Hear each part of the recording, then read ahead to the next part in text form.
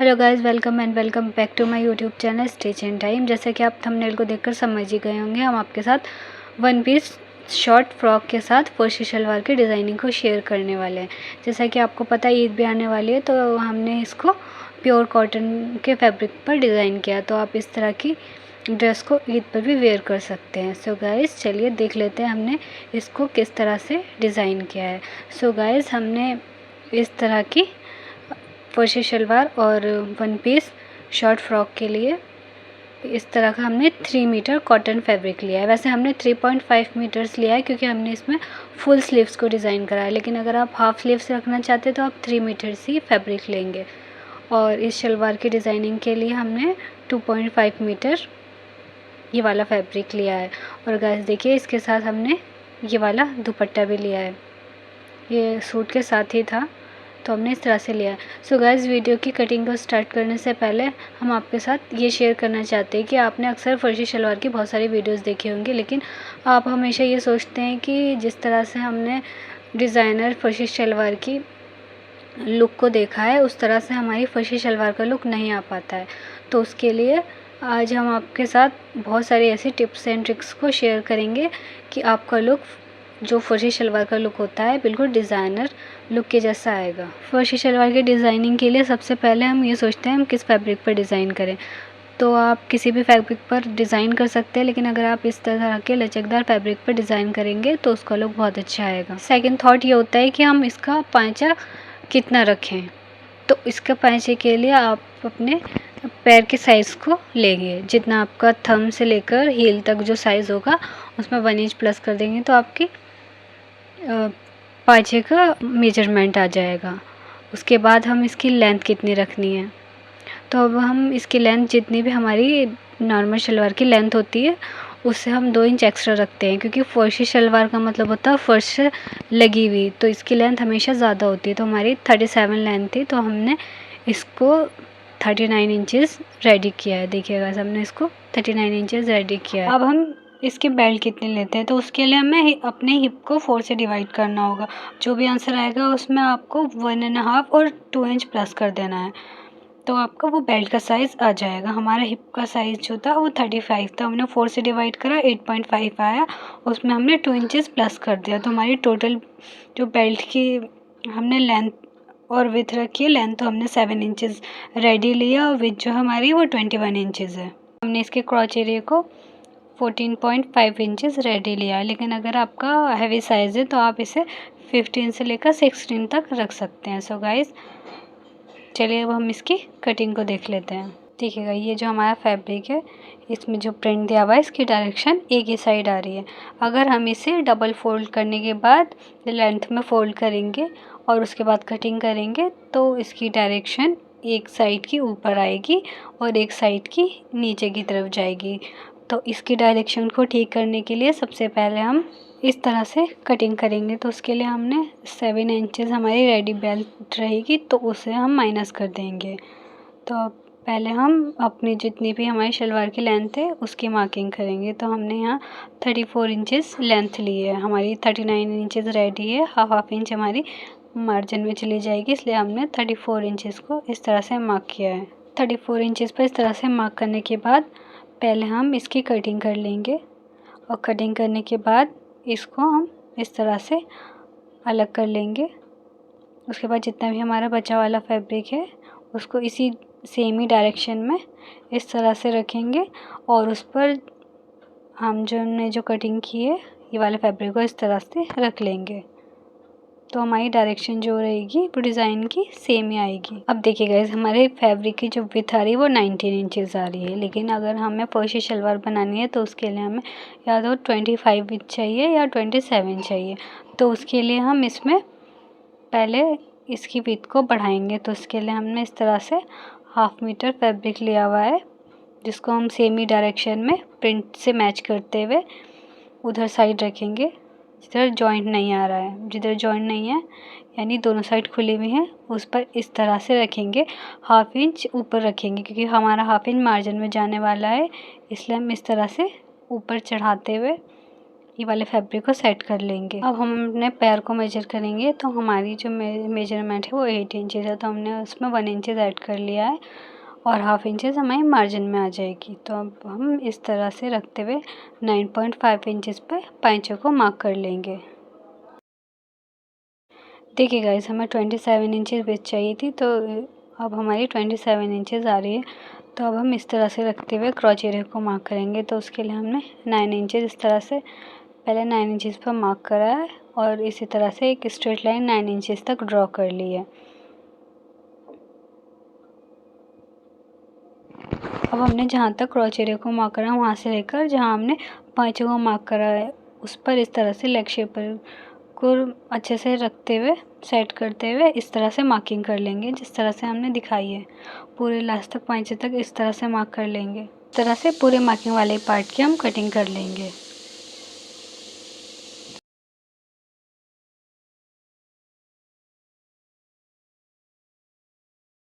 अब हमारा जो बचा हुआ फैब्रिक है इससे हम बेल्ट की कटिंग करेंगे। तो उसके लिए हम इस तरह से डबल फोल्ड करते हुए फैब्रिक को सेट कर लेंगे।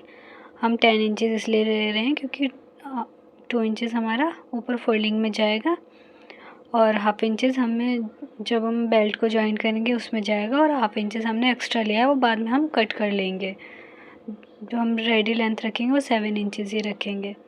और बेल्ट की विड्थ हमने 21 इंचज़ रेडी लिए, तो इसलिए हमने 22 इंचज़ की बेल्ट की कटिंग की है, क्योंकि हाफ इंच जब हम इन दोनों फैब्रिक को जॉइन करेंगे तो हाफ इंच उसमें चला जाएगा। देखिए गाइस, हमारी बेल्ट इस तरह से रेडी होगी। इसमें दोनों साइड में स्टिचिंग आएंगे, तो हम हाफ इंच का इसीलिए मार्जिन लिया है। तो जब हम हाफ इंच इधर साइड में स्टिच कर लेंगे तो वो रेडी 20 इंचज़ हो जाएगी। अब हम फ्रॉक की कटिंग स्टार्ट करेंगे। तो सबसे पहले हम ये वाला जो हमारा प्रिंट वाला फैब्रिक है इसको निकाल देंगे और जो इसका प्रिंट है इसकी डायरेक्शन दोनों साइड आ रही है। इसमें जो डिज़ाइनिंग दी हुई है इसकी डायरेक्शन ऊपर भी जा रही है और नीचे भी जा रही है। तो उसके लिए हमें अलग अलग कटिंग करने की ज़रूरत नहीं है। हम इसे पहले इस तरह से डबल फोल्ड करेंगे, जैसा हम दिखा रहे हैं। इस तरह से पहले इसको डबल फोल्ड करने के बाद इसके कॉर्नर से कॉर्नर मिलाते हुए इसे ट्रायंगल में फोल्ड कर लेंगे। कॉर्नर से कॉर्नर मिलाते हुए फैब्रिक को ट्रायंगल में अच्छे से सेट करते हुए इसके सारे सल को निकाल देंगे।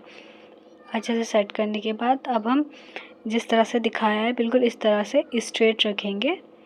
हमारी जो लाइन है वो स्ट्रेट आनी चाहिए। तो हम 7 इंच पर इस तरह से शोल्डर को मार्क कर लेंगे। जब हम इस तरह से मार्क कर लेंगे तो हम जो हमारा बंद वाला साइड है तो वो हमारा कम आएगा। इस तरह से जैसा हमारा 7.5 इंचज़ आ रहा है और ये वाला साइड हमारा ऑलमोस्ट 9.75 इंचज़ आ रहा है।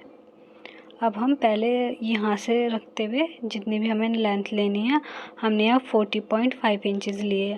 अगर आप इसे लेंथ को ज़्यादा करना चाहते हैं ज़्यादा भी कर सकते हैं और अगर आप इससे कम रखना चाहते हैं आप अपने अकॉर्डिंग इसको कम रख सकते हैं। तो पहले हम इस तरह से मार्क कर लेंगे। उसके बाद हम शोल्डर के सेंटर को मार्क करेंगे। तो हमारा 7 इंचज़ शोल्डर है, हमने 3.5 इंचज़ पर इस तरह से मार्क करा है। अब जहाँ हमने सेंटर को मार्क करा वहीं पर इस तरह से रखते हुए हम पूरे जो सर्कल है हमारा फ्रॉक का जो फ्लेयर है उसको हम इस तरह से मार्क करेंगे। जितना हमने लिया ना 40.5 इंचज़, इसी तरह से पूरे पर हम 40.5 इंचज़ मार्क कर लेंगे। पूरे सर्कल को इस तरह से 40.5 इंचज़ पर मार्क करने के बाद अब हम नेक लाइन को मार्क करेंगे 3 इंच पर। उसके बाद 1 इंच हम इस तरह से शोल्डर को डाउन करेंगे और नेक लाइन से शोल्डर को मिला देंगे। 7.5 इंच पर आर्म होल को मार्क करेंगे। 13 इंच पर वेस्ट को मार्क करेंगे। इस तरह से स्ट्रेट लाइन ड्रॉ कर लेंगे और 6.5 इंच पर फ्रंट क्रॉस को मार्क करेंगे। 9 इंच पर बस्ट को मार्क करेंगे। अब मार्जिन हम आप अपने अकॉर्डिंग ले सकते हैं। हमने यहाँ 1.5 इंचज़ इस तरह से मार्जिन ली है। जहाँ हमने फ्रंट क्रॉस मार्क किया वहाँ पर इस तरह से लाइन ड्रॉ करेंगे। अब हम फ्रंट आर्म होल को इस तरह से ड्रॉ करेंगे। उसके बाद जितना भी हमारा आर्म होल आ रहा होगा उसके सेंटर को मार्क करेंगे। जहाँ हमने सेंटर को मार्क किया वहाँ पर इस तरह से 0.75 इंचज़ मार्क करेंगे। जहाँ तक हमने 0.75 इंचज़ मार्क किया है वहाँ पर इस तरह से लाइन ड्रॉ करते हुए बैक आर्म होल को इस तरह से राउंड शेप दे देंगे। 8 इंचज़ पर वेस्ट को मार्क करेंगे। 1.5 इंचज़ मार्जिन ऐड कर लेंगे। सारी मार्किंग को हम इस तरह से मिला देंगे और उसके बाद ये वाला जो हमने मार्क करना है उसको जहाँ तक हमने अपने लेंथ को मार्क किया जहाँ हमारी वेस्ट है उस पर इस तरह से रखते हुए इस तरह से टेप को रखते हुए पूरा हम लास्ट तक मार्क कर लेंगे जहाँ तक हमारी वेस्ट की मार्किंग आ रही है।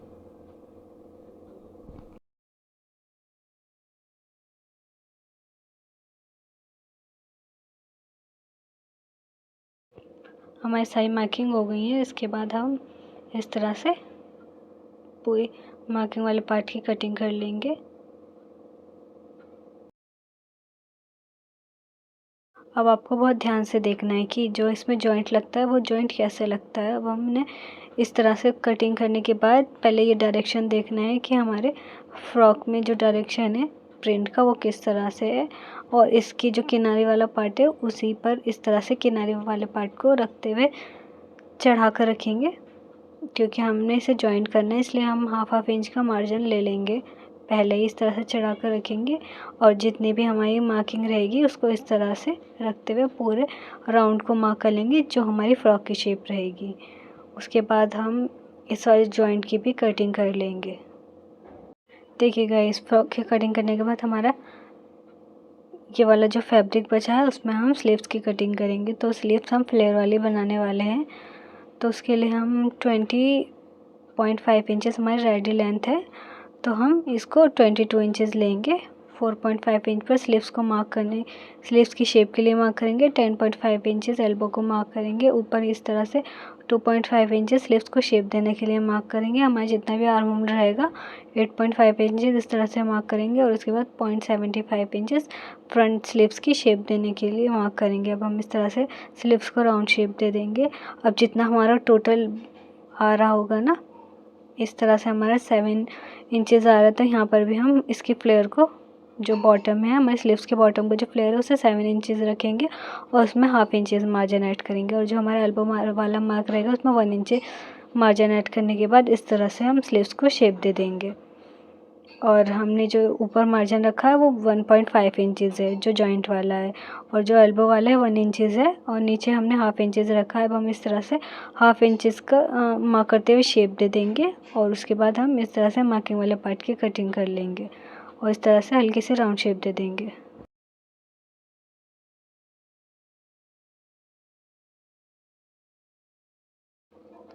अब हम शलवार के लिए सबसे पहले ये वाले जॉइंट को स्टिच करेंगे।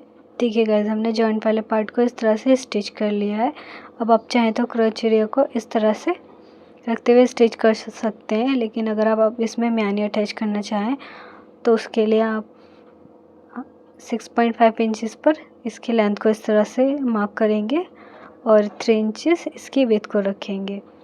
अब इस तरह से 3 इंचेस विड्थ रखने के बाद इस तरह से ट्रायंगल शेप देते हुए मार्क कर लेंगे, और हमारे 6.5 इंचेस है तो इस तरह से रखते हुए 6.5 इंचेस पर हल्का सा नीचे से राउंड देते हुए मार्क करने के बाद इसकी इस तरह से कटिंग कर लेंगे। देखिए गाइस, ये हमारी म्यानी की कटिंग हो जाएगी। अब हम इस तरह से राइट साइड रखते हुए म्यानी को स्टिच करेंगे। देखिए इस तरह से हमने म्यानी को राइट साइड रखते हुए पहले स्टिच कर लिया है। उसके बाद देखिए ये इस तरह से लुक आएगा इसका। उसके बाद अब हम दूसरा वाला पार्ट, जो हमारा शलवार का दूसरा वाला पार्ट है, उसको इस तरह से रखते हुए जॉइंट करेंगे पूरा लास्ट तक म्यानी से मिलाते हुए स्टिच कर लेंगे। देखिएगा इस तरह से हमने दोनों साइड में म्यानी को अटैच कर लिया है, और उसके बाद जो हमारा क्रीज वाला पार्ट है उसको हमने अच्छे से प्रेस से सेट कर लिया है। अब हम जो हमारी फर्शी शलवार का मेन लुक होता है, ये जो बड़ी प्लेट डलती है, सबसे पहले हम उसको डालेंगे। तो हम यहाँ 4 इंचेस की प्लेट डालेंगे। पहले हम इस तरह से मेजर करते हुए 4 इंचेस की प्लेट को सेट कर लेंगे, उसे पिन से सिक्योर कर लेंगे, और सेम इस दूसरी साइड भी हम इसी तरह से रखते हुए 4 इंचेस की एक प्लेट को मेजर करेंगे और उसे पिन से सिक्योर कर लेंगे। आपने बहुत सारी वीडियोस देखी होंगी जिसमें ज़्यादातर लोग 2.5 इंचेस की प्लेट को डालते हैं। वैसे तो इसमें या तो आप 3 इंचेस की प्लेट्स को डालेंगे, ये वाली जो प्लेट्स होती हैं दोनों साइड, या तो 4 इंचेस की। हमने यहाँ 4 इंचेस की प्लेट को डाला है। अब हमने इस तरह से अपनी बेल्ट को रेडी कर लिया और उसमें इलास्टिक को इंसर्ट कर लिया। ये हमारी 21 इंचेस रेडी हुई है।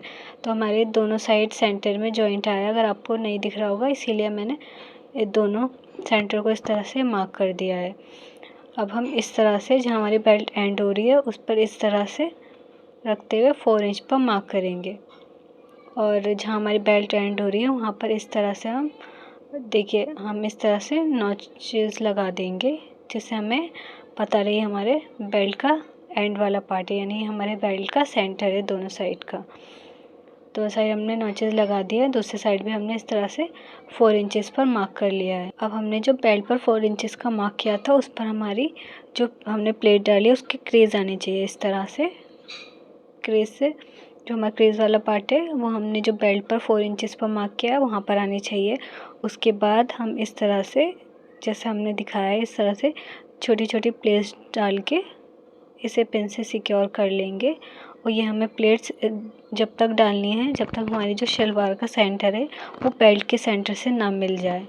इस तरह से हमने पिन से सिक्योर करते हुए जो हमारी 5 या 6 प्लेट्स आएंगी वो इस तरह से हम डाल लेंगे। अब हम आपको प्लेट्स को मेजर करने का तरीका बताते हैं। तो उसके लिए हमारी 21 इंचेस बेल्ट की जो विड्थ है वो है, तो हमारा हाफ 10.5 इंचेस रहेगा। तो हम जो हमारे शलवार का सेंटर रहेगा और जो हमारी जो बड़ी वाली प्लेट डाली है वो जो एंड हो रही होगी उस पर इस तरह से रखते हुए मेजर करेंगे।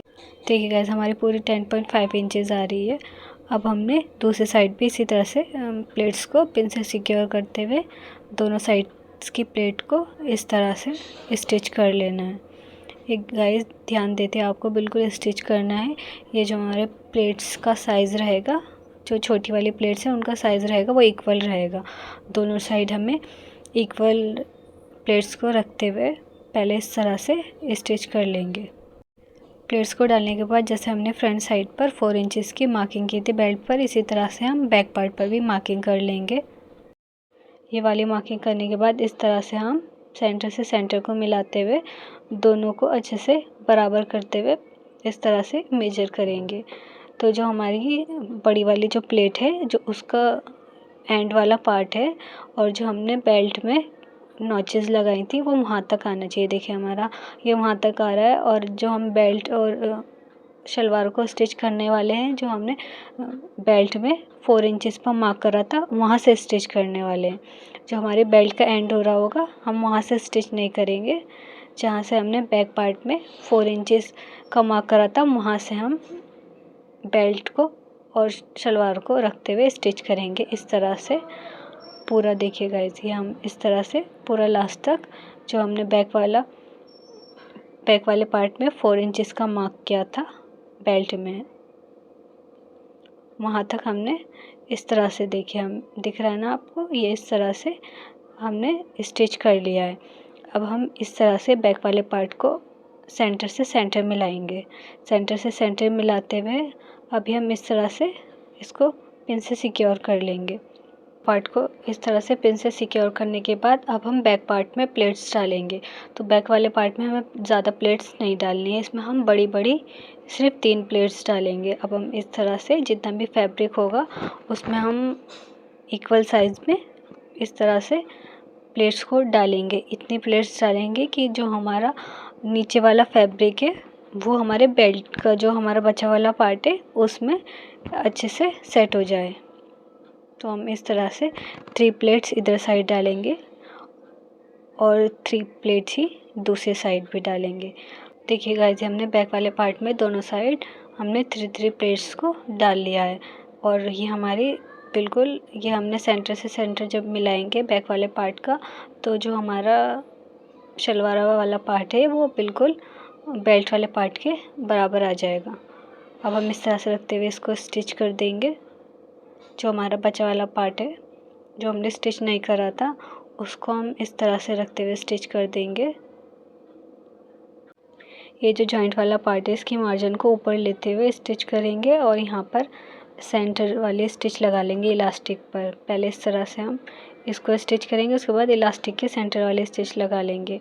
गाइस फर्शी शलवार में हार्ड वाले कैनवस को यूज़ नहीं करते क्योंकि उससे पांचे का लुक अच्छा नहीं आता और हार्ड वाले कैनवस में बबल्स भी आ जाते हैं, इसलिए हमने इस तरह की ये वाली कैनवस ली है जो थोड़ी सी सॉफ्ट होती है। इसकी लेंथ हमने 4.5 इंचेस ली है और हम इस तरह से हमने इसको रखते हुए पेस्ट कर लिया हाफ इंच का मार्जिन लेते हुए, क्योंकि हम जब इसको कवर करने के लिए एक पट्टी को अटैच करेंगे तो उसकी मार्जिन में ये हमारा हाफ इंचेस चला जाएगा। अब हमने इस तरह से इसको पेस्ट करने के बाद एक्स्ट्रा कैनवस की कटिंग कर लिया। अब हमने इस तरह से 6 इंच की पट्टी ली जिसको हम हाफ इंच का ऊपर से फोल्ड करते हुए इस तरह से रखते हुए ये वाली पट्टी को अटैच करेंगे। तो ये वाली पट्टी हम सेंटर से अटैच करेंगे। तो पहले हम पट्टी का सेंटर और पाँचे का सेंटर मिलाते हुए यहाँ सेंटर से स्टिच करेंगे। दोबारा हम सेंटर से घुमाते हुए सेंटर से स्टार्ट करके इसको इस तरह से लास्ट तक स्टिच कर लेंगे। उसके बाद स्टिच करने के बाद इस तरह से हम इसको पहले फ़ोल्ड करने के बाद प्रेस से सेट कर लेंगे। अगर हम प्रेस से सेट कर लेंगे तो इसमें बिल्कुल भी सल नहीं आएंगे और इसकी फिनिशिंग अच्छी आएगी। तो हम इस तरह से पहले पूरे को सेट कर लेंगे। उसके बाद जो हमारे नीचे वाला पार्ट है उसमें इस तरह से रखते हुए बिल्कुल एंड वाले पार्ट पे एक स्टिच लगाएंगे। उसके बाद फैब्रिक को फोल्ड करते हुए कैनवस को कवर करके इस तरह से स्टिच कर देंगे। आई होप आपको ये वीडियो पसंद आई होगा। अगर आपको ये डिज़ाइनिंग पसंद आई तो प्लीज़ वीडियो को लाइक करें, इस वीडियो को अपने फ्रेंड्स के साथ शेयर करें और कमेंट करके बताएं कि आपको ये डिज़ाइन कैसा लगा है। और अगर आपने अभी तक चैनल को सब्सक्राइब नहीं करा है तो प्लीज़ चैनल को सब्सक्राइब करें। गाइस वीडियो ऑलरेडी लॉन्ग है, अगर हम इसमें फ्रॉक की डिज़ाइनिंग भी ऐड करेंगे तो वीडियो बहुत ज़्यादा लेंदी हो जाएगी। सो गाइस इंशाल्लाह नेक्स्ट वीडियो में हम आपके साथ इसकी कंप्लीट डिज़ाइनिंग को शेयर करेंगे। मिलते हैं नेक्स्ट वीडियो में। अपना बहुत ज़्यादा ख्याल रखिएगा और मुझे दुआ में याद रखिएगा।